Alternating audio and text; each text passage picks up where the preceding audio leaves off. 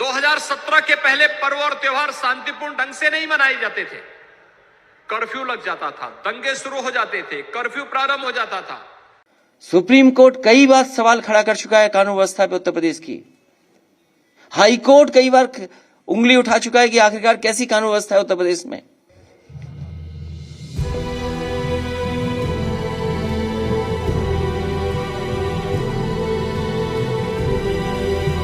प्रधानमंत्री मोदी के उत्तर प्रदेश में दौरे बढ़ गए और हो सकता है ये अंग्रेजी में छपा हो, ये अंग्रेजी टाइम्स ऑफ इंडिया है, हो सकता है मुख्यमंत्री जी ने पढ़ा हो, तो इतनी तो अंग्रेजी आती होगी उन्हें। जो और सवाल हमसे पूछ रहे हैं पीछे मुड़ करके देखते हैं। एक तो मुगल काल की बात कर रहे थे, मुगल थे 2017 तक बता रहे थे कोई, कभी उस पर भी तो चर्चा करो आप लोग। 2017 के बाद प्रदेश में कोई दंगा नहीं हुआ और दंगाइयों को संदेश बहुत साफ है, दंगा करोगे तो कई पीढ़ियां भरते भरते थक जाएंगे लेकिन उसकी भरपाई नहीं कर पाओगे। शांति से रहो और शांति से रहना सीखो, अन्यथा आने वाली पीढ़ी का पहले से ही पट्टा लिख करके छोड़ जाओ। पहले जो माफिया और अपराधी सत्ता का सरपरस्त बनकर के गरीबों का, व्यापारियों का जमीनों पर कब्जा कर देते थे, शरीफ लोगों का जीना आराम कर देते, बहन बेटियों के लिए स्कूल जाना जिनके लिए एक चुनौती थी, जो चुनौती बन चुके थे, आज आप देख रहे होंगे अपराधी और माफिया आज किस रूप में आज डरे सहमे हैं, गले में तख्ती लटका करके चलते हैं कि साहब अब जान बकस दो। सुप्रीम कोर्ट कह रहा है कि लखीमपुर में बचाने की कोशिश हो रही है और माननीय सुप्रीम कोर्ट ने पहली बार नहीं कहा है। सुप्रीम कोर्ट कई बार सवाल खड़ा कर चुका है कानून व्यवस्था पे उत्तर प्रदेश की। हाई कोर्ट कई बार उंगली उठा चुका है कि आखिरकार कैसी कानून व्यवस्था है उत्तर प्रदेश में। और फिर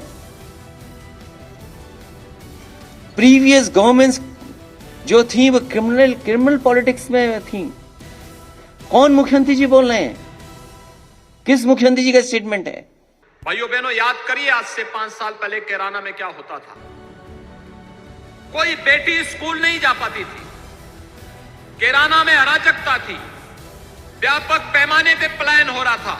और कल जब मैं गया तो मैंने एक ऐसे परिवार के घर में दोपहर का भोजन लिया जो 2015 में वहां छोड़ करके जा चुका था, 2017 के बाद आया है। और आज जब मैंने उस परिवार की एक छोटी सी बिटिया से पूछा, मैंने कहा अब तो भय नहीं लगता है। उसने कहा साहब भय कैसे, अब तो हमारी सरकार है और गुंडों को जहां जाना था वहां चले गए। जिनके ऊपर क्या धाराएं थीं और जिसने पलायन का सवाल पूछा है वो पत्रकार साथी कम से कम मुख्यमंत्री जी की वो धाराएं दिखाए, धाराएं जनता को बताए कि जिन धाराओं को उन्होंने खुद वापस ले लिया, आखिरकार मुख्यमंत्री जी में कौन सी धाराएं थी? याद रखना, जिन लोगों ने प्रदेश की राजनीति का अपराधीकरण किया था और अपराधियों का राजनीतिकरण किया था, इन लोगों के पास जब सत्ता आई थी, सत्ता का तो राजनीति का इन्होंने अपराधीकरण किया ही, लेकिन भाइयों बहनों इन्होंने प्रदेश के विकास को बाधित किया, अपने स्वयं के परिवार का भला किया, प्रदेश की संपत्ति को लुटा करके विदेशों में पैसा जमा किया। जब सुप्रीम कोर्ट ने क्या कह दिया इतने बड़े मामले को लेकर कि आखिरकार किसको बचा रही है सरकार और किसके लिए एसआईटी बनी है, और गृह राज्य मंत्री का भी इस्तीफा नहीं, और वो मंच पर जहां देश के गृह मंत्री हो, मुख्यमंत्री हो, पूरी सरकार हो, क्या उम्मीद करोगे न्याय मिलेगा उन किसानों को, जिन किसानों को टायर से रौंद दिया गया, उनकी जान ले ली गई हो, कुचल दिया गया हो।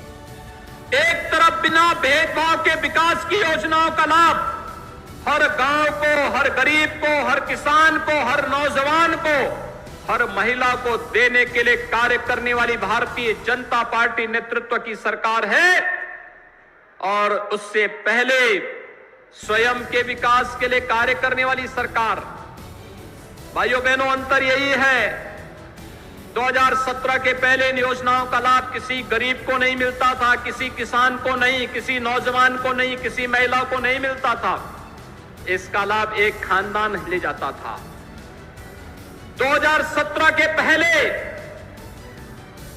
अयोध्या में दीपोत्सव नहीं होता था, सेपई में नाच गानों का कार्यक्रम होता था। अपने खानदान के पास चले जाएं मुख्यमंत्री जी, उत्तर प्रदेश का भला हो जाएगा।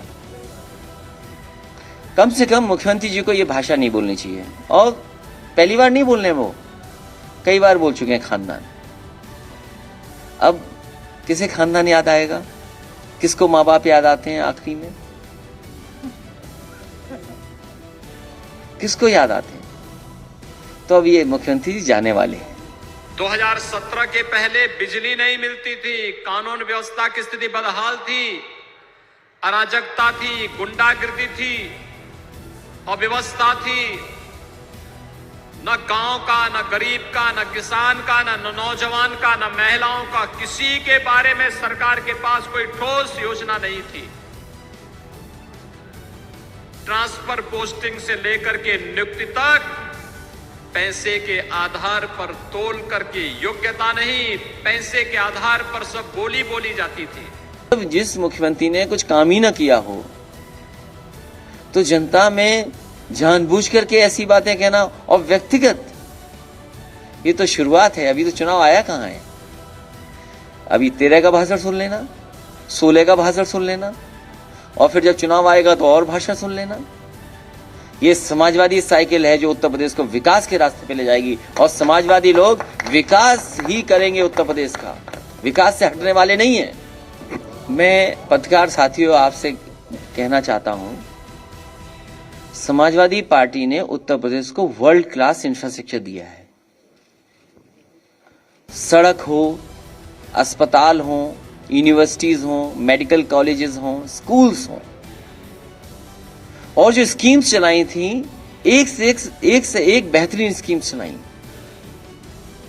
और पुलिस को सबसे ज्यादा स्ट्रक्चरल चेंजेस अगर कोई लाने का काम किया, समाजवादी सरकार में हुआ, जिसमें डायल 100 बन करके आया और बाद में नाम बदल दिया गया। कोई क्षेत्र नहीं बचा था जिस क्षेत्र में अलग तरीके से काम और वर्ल्ड क्लास काम न हो रहा हो। समाजवादी पार्टी उत्तर प्रदेश को विकास के रास्ते पे ले जाना चाहती है, क्योंकि भारतीय जनता पार्टी ने विकास नहीं किया है, इसलिए जानबूझ करके कुछ न कुछ मुद्दे भारतीय जनता पार्टी उठाती रहेगी। आप देख रहे होंगे एक एक योजना का लाभ गांव को, गरीब को, किसान को, नौजवान को, महिलाओं को, समाज के प्रत्येक तबके को ध्यान में रख करके यहां पर लोगों के बीच तक पहुंचाई जा रही है। इसका लाभ पहले भी मिल सकता था, लेकिन पहले विकास की सोच नहीं थी। क्या भारतीय जनता पार्टी को नहीं पता कि किसानों को खाद नहीं मिल पा रही है? क्या भारतीय जनता पार्टी को नहीं पता कि किसानों को डीएपी नहीं मिल पा रही? पूरे उत्तर प्रदेश में धान की लूट हो रही है। बताएं, भारतीय जनता पार्टी के लोग धान की कीमत दे पाएंगे कि नहीं दे पाएंगे? अभी भी किसानों का गन्ना का बकाया है पैसा। ये जो महंगाई हो गई, इसका क्या जवाब है भारतीय जनता पार्टी पर? इतने बड़े पैमाने पे बेरोजगारी, नौकरी नहीं, जो सरकारी संपत्तियां थीं वो बेच दी गई। भारतीय जनता पार्टी ने गरीबों का नोट लिया, अमीरों से नोट, और सरकारी संपत्तियों पे चोट पहुंचा दी। क्या सरकारी संपत्तियां नहीं बिक रही साहब? क्या जवाब है सरकार के पास?